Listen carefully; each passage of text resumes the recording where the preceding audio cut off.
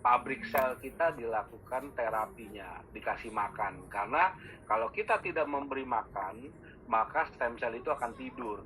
Nah, waktu kita balita, kematian sel kita sedikit karena stem cell kita pabriknya masih grass. Jadi tiap hari dengan makanan yang bernutrisi tinggi sejak kita balita ini, maka asupan nutrisi tadi dipakai oleh stem cell ini bekerja. Ya, jadi bahan bakarnya si pabrik sel kita untuk memproduksi sel baru sehingga terjadi pertumbuhan lebih banyak daripada kerusakan sel. Begitu remaja, yang terjadi apa? Kerusakan sel kita makin banyak, tetapi pergantian selnya makin sedikit. Kenapa? Karena bahan bakar yang kita gunakan atau asupan makanan kita sehari-hari tidak lagi mengandung nutrisi tinggi.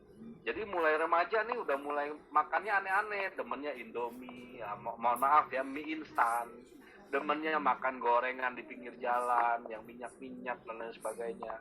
Makin dewasa, demennya steak lah, apa segala macam. Jadi nutrisinya nggak lengkap lagi. Bahkan ketika kita lansia, makin gila kematian selnya.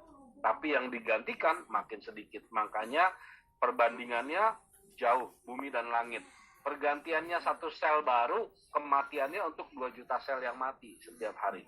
Nah, ini yang menyebabkan kenapa ketika kita mengalami satu titik usia 40 ke atas, makin lama kita bukannya makin powerful kesehatan kita, tapi mulai menurun kesehatannya. Bahkan tidak terjadi pertumbuhan sama sekali, yang ada penurunan. Tulang aja bisa bengkok, lama-lama bisa lebih rendah. Nggak kedengeran suaranya. Coba tes 1, 2, 3, yang lain gimana? Kedengeran nggak?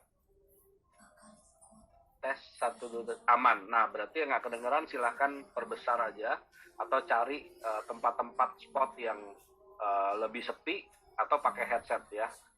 Sorry, karena yang lain semua aman.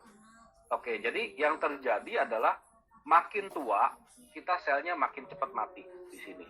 Ya, makin banyak dan kita bisa susut. Bahkan keropos tulang itu bisa menyebabkan kita menjadi lebih pendek. Padahal dulu tinggi, kok sekarang jadi pendek.